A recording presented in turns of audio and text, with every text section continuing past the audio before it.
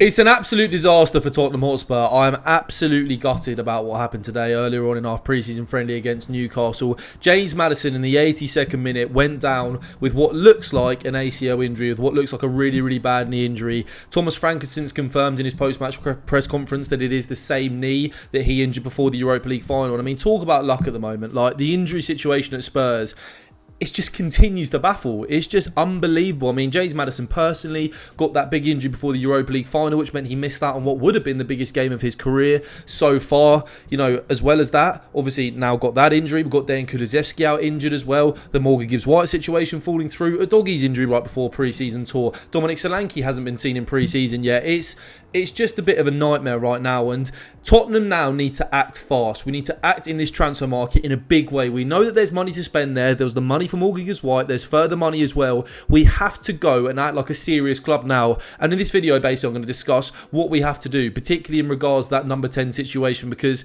we were in a situation a couple of weeks ago. When we got that Gibbs-White, here we go, I was thinking, we're going to have Maddison fully fit for the start of the season. Kulusevski, you know, whenever he'll be back fit, and he'll be an option in there. Mohamed Kudus is an option in there. You got Morgan Gibbs-White as well.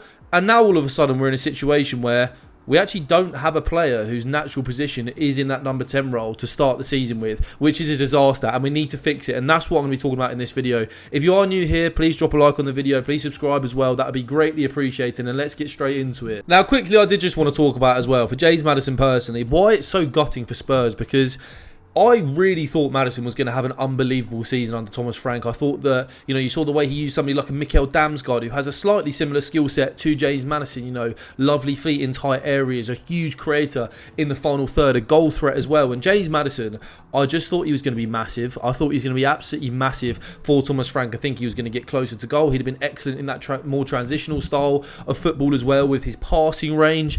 I thought he was going to be massive. And for him personally now, 28 years old, turning 29 in November, this felt like a big season for him. Once again, it felt like a season where maybe he could slightly put those injury woes behind him. He had Kudus, he had Kulusevski to back him up in that area. It felt like he'd be able to be managed properly, and to have that and to sort of rip apart a season before it's even started, we're now probably likely to see him not much before the start of our next pre-season, next season. And, you know, it feels like a really, really worrying time for him within his Tottenham Hotspur career, because, yeah, I mean, football moves on so quickly, and that is why we kind of got to make this video. And sort of Tottenham now have to move quickly. We can't sort of wait around for this situation to become much more clear. It has to be today. It has to be tomorrow. We have to be moving right now. And I've kind of mapped it out a little bit here. Now, at the top, we've got in red. I did include Morgan Gibbs-White there as well, just because, obviously, at one point, we thought we'd signed him this transfer window, and he's now no longer, obviously, I mean, there's zero chance he becomes a Spurs player now. Obviously, we know all the stuff that's happened there, with Marinakis, Forest, etc. Dejan Kulusevski, we still don't have a time frame on that injury. We still have no idea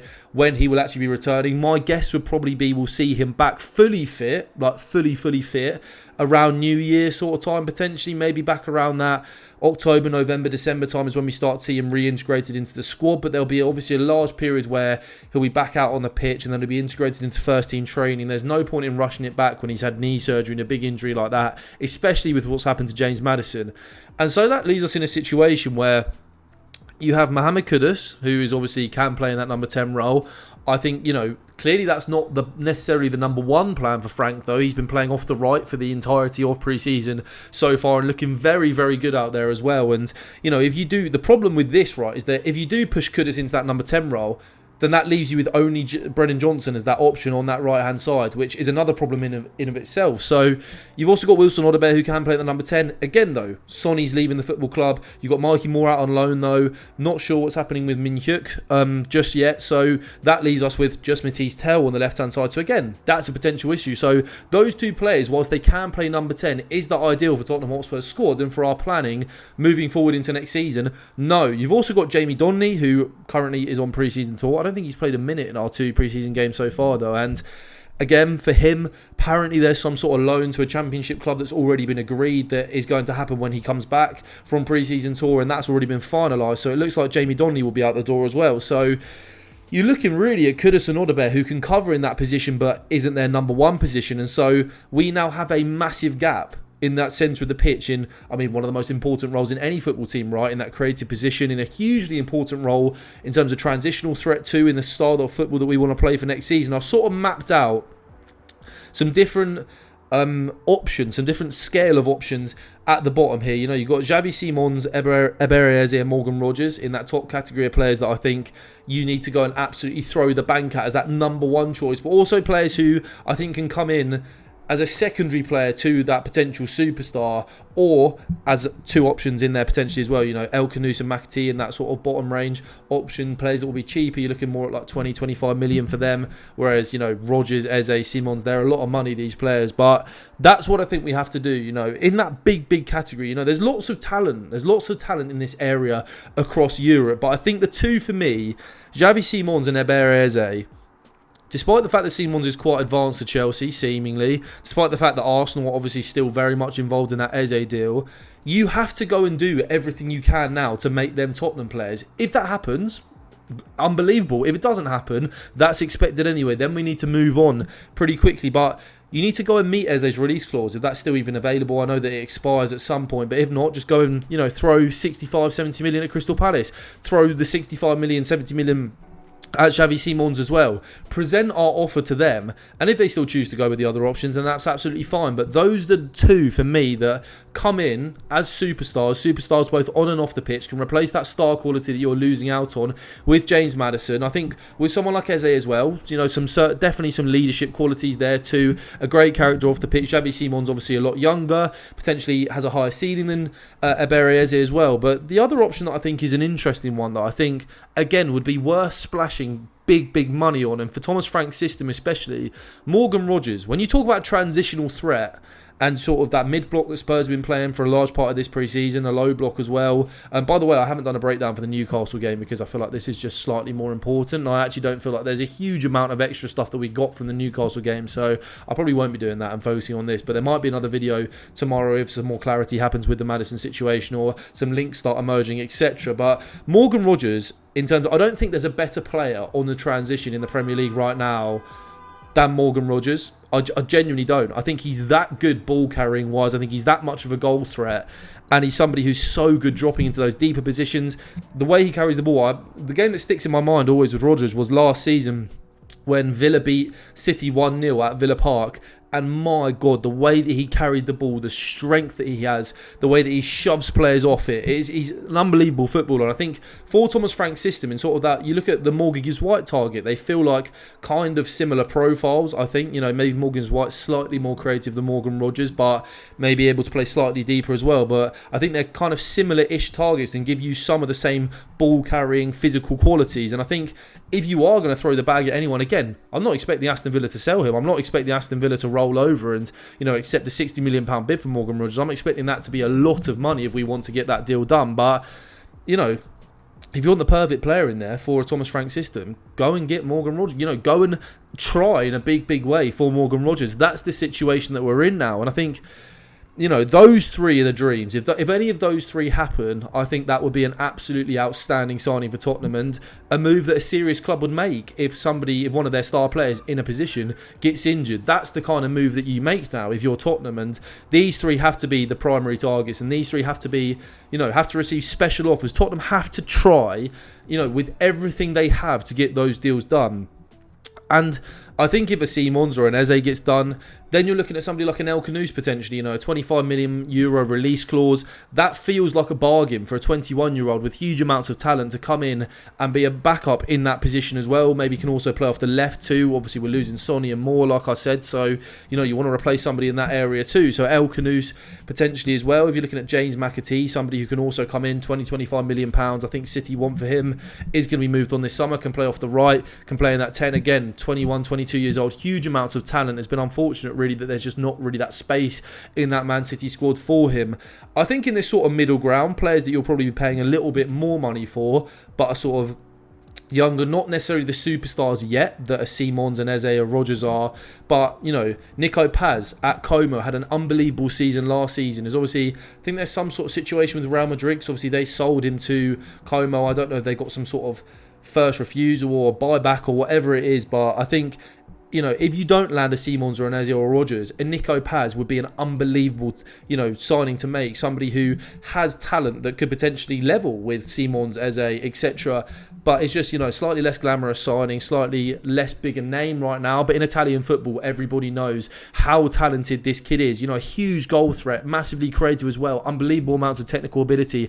Enzo Mille as well, a player that we've been linked to in the past few days. Stuttgart, he's a sort of different kind of player to like a Rodgers or an Eze. He's incredibly technical, in those tight areas around the edge of the box.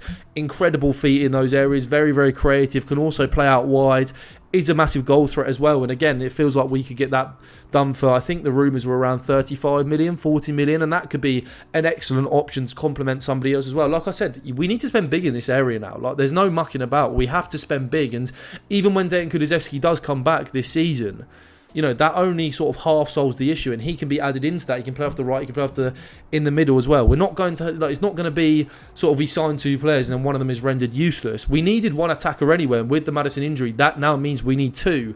This is not a case of sort of these players are coming in and we don't know where to play them anymore. Like, if we sign an Eze and Elliott, for example, there's room for both of them. There's plenty of room for both of them. Harvey Elliott, obviously, it looks like Liverpool want around 45 to 50 million pounds for him, and look, people have weird opinions about Harvey Elliott, I think. Look, and, there was some stuff off the pitch that I think has put a lot of people off, and some of it is kind of fair enough. Some of it, I think, with the Harry Kane mocking videos, I think he was a kid at the time. We kind of got to get over that. Footballers, there's a lot of footballers who, if you look at their actions off the pitch and stuff, you'd be very put off of. And I think Harvey Elliott is a hugely talented player at 22 years old. Hugely talented. And again, has got unlucky that he's behind such, superstars at Liverpool. But I think as the ceiling that he has as a footballer, playing off the right, drifting in field as well, playing in that number 10 role, a goal threat. We've seen him score unbelievable goals against us in the past. I think he scored 2 from distance that have been sensational against Spurs at Anfield in the past. And, creative player as well. Lovely, lovely technical footballer. Can play a little bit deeper, can also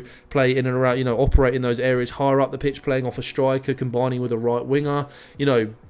That would be special too. And I think all three of these options, if you get any of those three through the door as well, very, very good signings. And I don't think that they're a huge step down from any of these three. Obviously, these are your 3 superstars, the 3 that you would want in first through the door, and those would be your first choice options. But there's not a massive, massive drop-off between these 3 and these 3. I think these 3 are all, young, very, very talented, very high-ceiling footballers. And almost, I think, with Eze, if you're looking at, if that release clause is expired and it's 75 million pounds that you're going to have to pay for a Iber Eze, does that almost become a bit of an overpay when you've got somebody like Harvey Elliott who's available for 45, 50? I think maybe, given the age as well. And, El Canous is a lovely option in there. And I think people will sort of turn their noses up at these players when it's a less glamorous name and the price tag isn't as big attached to them and there hasn't been these massive amounts of hype. But if you look around Europe right now, there's huge talents dotted everywhere. And I think you do pay a massively increased fee for these Premier League players. And I do think it is definitely worth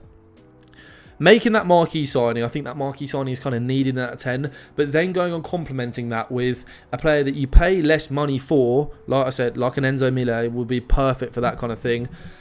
And doing that the smart way, having a smarter second option in there that I think it will only take a couple of times them playing in front of the fans and you seeing the quality that they do have for them to be won over. And, I think there's lots and lots of really, really interesting options. I expect lots of links to start coming forward in the next 24, 48 hours. And like I said, when they do, I'm going to be all over that, seeing all these players, seeing what we're doing, looking at the links, looking at price tags, looking at how they fit into the system, and all of those videos will be coming. But it's a nightmare. It's a nightmare for Tottenham Hotspur today. What was meant to be a day where we were really celebrating our captain and our leader, our legend in Sonny, who is now leaving the football club, it's turned into really quite a dark day for Tottenham, with the injury news. And all of my thoughts with James Maddison, recovering from this is an incredibly tough place to be in mentally as a footballer. And all my thoughts and prayers are with him and wishing him a speedy recovery. And I hope that he does make a full recovery and that we potentially see him maybe at the end of the season or heading into pre-season. I don't think he's one that he can't be rushed, James Maddison. Unfortunately, he is kind of made of breadsticks. He's